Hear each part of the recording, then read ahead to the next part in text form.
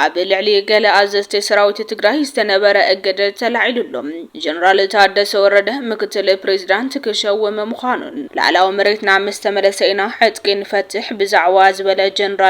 جنرال سامورايانوس ناب حرام مريت مرادون مسيرترا ركب مفتار قبنا وكايدا مخانو زبل حابريتان نجقنا تقادلا يزقتله قتال زتوقم ميتشحك وحاو زبلون قالوت حدشتنا قدستن حابريتاتات حزنا لكم قريبنا لنا كساب موداتا زينانا دمام لايك شير سابسكرايب بمقبار كتكتاتلوينا نعدهم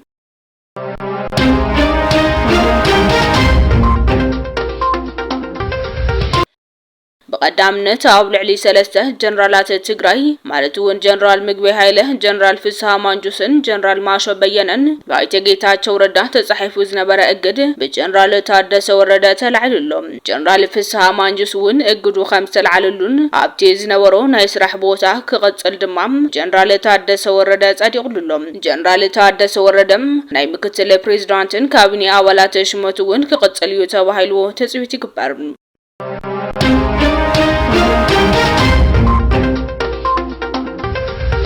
سوى تقادلاي دكتور سلومون قبره قتاليو بعلي خي تفلتم عمتات تقصرو لهم حزيز وتزلو حابريتات قنا تقادلاي دكتور سلومون قبره قبل 2014 اقوزاصرا غز من يموت تقرايدو ويخا قتالي تقرا حوحات زبل مصحف صحيفو خمس نبرن خكلنيا قتالي تقادلاي دكتور سلومون قبره زفلط انتخاليو مدو حابريتا زقرب سب تخونو سمو كي تغلصم 100 شحبر وعلتا خمس خفلو تحبير لهم فتحي نتقادلاي دكتور سلومون قبرن كالوت فتحي زي رخو بقفعنياتات استقنصلو تقادلتي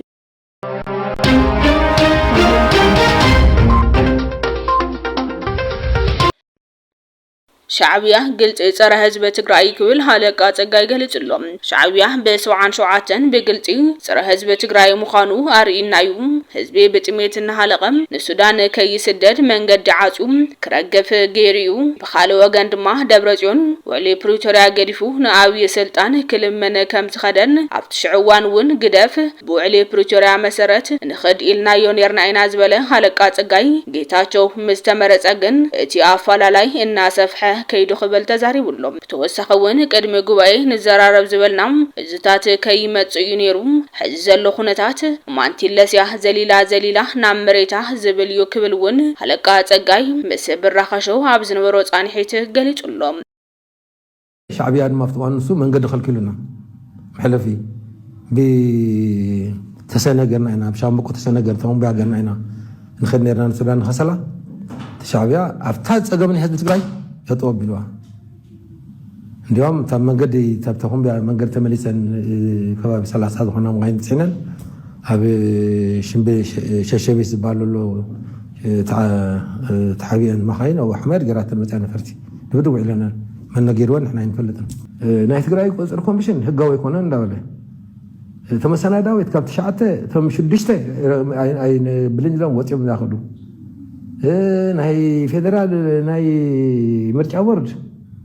ناي بارتات مرجع ورد لكسلو هغاو يكون انداله حزي نطفاينا دلنا نمتعيو دينا قديمنا طاش نغبر الحرات كن مولسينا ما انت لا زليلا انا مريتا ايو تزللنا حزي وي خالي من هالو زلينا انا بايتنا هنا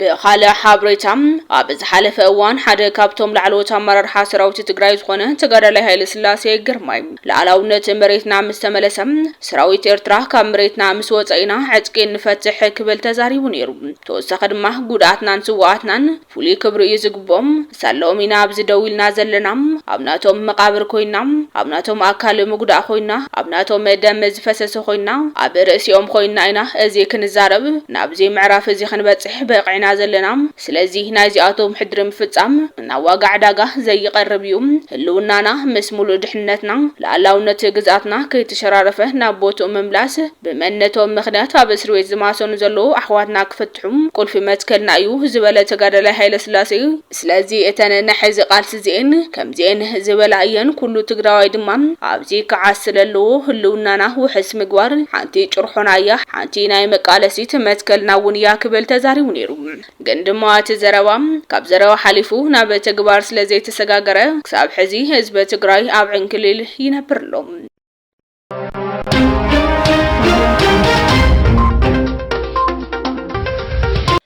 ጀነራል ሳሞራ ያኑስ ናብ ሓራ መሬት ወሪድሎም። ጀነራል ሳሞራ ያኑስ ካብ ዕለት 6 ክሳብ 8 ሚያዝያ 2017 ዓመተ ምህረት ኣብ ክልል ዓፋር ከተማ ዱብቲ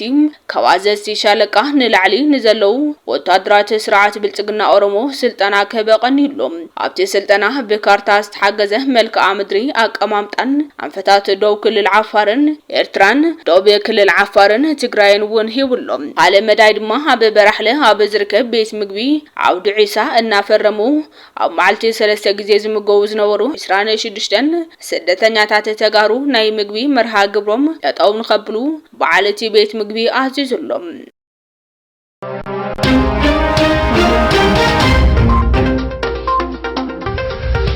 ናይ ሎሚ ተጻባይ ናይ ጸባ ሕፈታዊ ክኸውን ስለዝኽእል ኣብ መንጎ ሃገራት ዝፍጠር ፖለቲካዊ ተገራጫውነት ልሙድ ተርእዮ ክትብል ጓለ መለስ ዜናዊ ሰምሃል መለስ ገሊጻላ። ፖለቲካ በባህሪው ዳይናሚክ እዩ፣ ብዙሓት ግርጭታት ብዘተ ክፍታሕ ይከኣል እዩ። ይኹን እምበር ከም ኤርትራ ኣብ ልዕሊ ህዝብና ምስናት ዓለት ዝፈጸመት ጉዳያት ግን ቀድሚ ኩሉ ዕቱብ ሕጋዊ ስጉምቲ ክቅድም ኣለዎ ዝበለት ሰምሃል መለስ ኤርትራ ገበናታ ኣሚና ፍትሒ ቅድሚ ምግጣማ ምስ ኤርትራ ኮንቨርት ወይ ድማ ኦቨር ትርክብ ምግባር ዘይስነ ምግባራዊ ጥራሕ ዘይኮነስ ገበናዊ ኣካይዳ እዩ ክትብል ውን ገሊጻላ። ከምዚ ዝኣመሰሉ ተግባራት ንፍትሒ ዘዳኸሙን በቶም ግዳያት ውን ምቕላድ እዩ። ዝተወሰኑ ፖለቲከኛታት ብግልጽ ይኹን ብሕቡእ ምስ ኤርትራዊ ረብሓታት ክስለፍ ምርኣይ ኣዝዩ ዘተሓሳስብ እዩ ዝበለት ሰምሃል መለስ ኤርትራ ቅድሚ ዝኾነ ይኹን ዘተ ምክያዱ መጀመርያ ኣብ ቤት ፍርዲ ብዛዕባ ገበናታት ሓታትነታ ክትቀበል ኣለዋ ኢላ።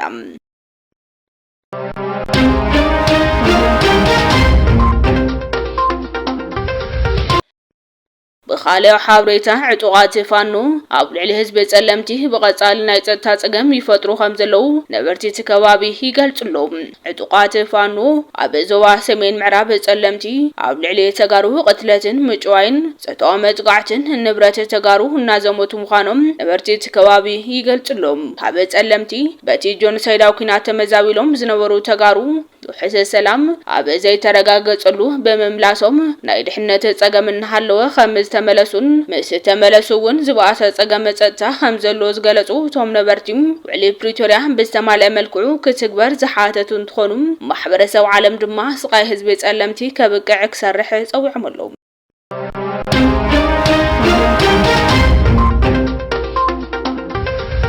አይተ አማኑኤል አሰፋ ምክትል ፕሬዝዳንት ከም ዝኾነን ዶክተር ፍስሐ ሃብተጽዮን ድማ ሓላፊ ቢሮ ማዕድንን ኢነርጂን ከም ዝኾነ ተፈሊጥሎም። ሓድሽ ካቢኔ ጊዜያዊ ምምሕዳር ትግራይ ሰላምን ሓድነትን ተስፋን ዘለዋ ትግራይ ክትህሉ ክሰርሕ ኢሎም ፕሬዝዳንት ጊዜያዊ ምምሕዳር ትግራይ ሌተናል ጀነራል ታደሰ ወረደ ፕሬዝዳንት ጊዜያዊ ምምሕዳር ትግራይ ሌተናል ጀነራል ታደሰ ወረደ ነዚ ዝበሉ ሓድሽ ጊዜያዊ ምምሕዳር ትግራይ ፈላማይ ኣኼቡ የሳልጥ ኣብ ዘለሉ እዋን እዩ። እቲ ካቢኔ ንዝሓለፉ 2 ዓመታት ዝነበረ ውሽጣዊ ሓርጎጽ ክፈትሕ ትጽቢት ይግበረሉ ዝበለ ፕሬዝዳንት ታደሰ ወረደም ኩሎም መንግስታዊ ስራሕቲ አንፈትን ትኩረትን ኣነጺሮም ዓበይቲ ጸገማት ትግራይ ኣብ ዘሎ ሓጺር እዋን ስገገረ ክፈትሑ ይግባ ኢሎም ንሓዋሩ ዘተኣማምን መንገዲ ንምትሓዝ ሓላፍነት ናይቲ ካቢኔ ክኸውን ከም ዘለዎን ትኩረትና ኣነጺርና ኣብ ዝተነጸሩ ዛዕባታት ክንረባረብ ኢናውን ኢሎም ኣለዉ። ኣብቲ ፈላማይ ኣኼባ ሓድሽ ካቢኔ ጊዜያዊ ምምሕዳር ትግራይ ዝጸንሑን ሓድሽን ኣባላት ካቢኔ ይሳተፉ ከም ዘለውን ተፈሊጥሎም።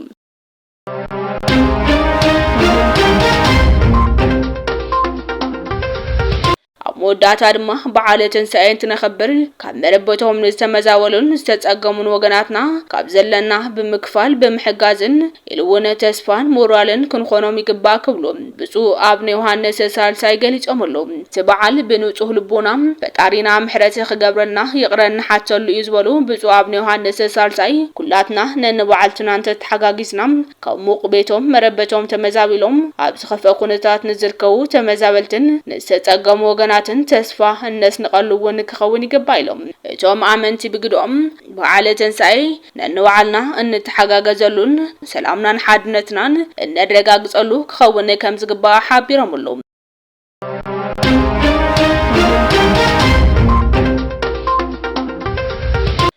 ክብራትን ፍትዋትን ተኸታተልቲ ደአማት ሚድያ ሎሚ ዝተዳለው ሓደሽና ገደስን ሓበሬታታት ነዞም ዝተኸታተልኩሞም ይመስሉ ነይሮም ኣብ ዝቕፅል ሒዝናልኩም ሓበሬታ ንኽበጽሐኩም ድማ ሳብስክራይብ ምግባር ኣይትረስዑ ሰላም